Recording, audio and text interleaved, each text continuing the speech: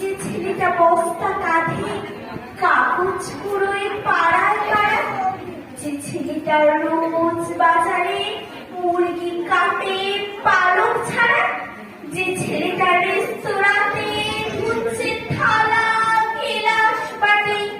যে ছেলেরা সারা জীবন খায় লাথি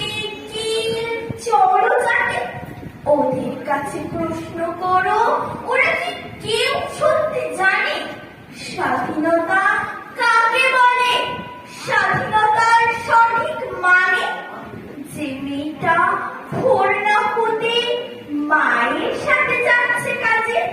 যে মেয়েটা পরের বাড়ির কাপড় কাচে বাসন মাজে,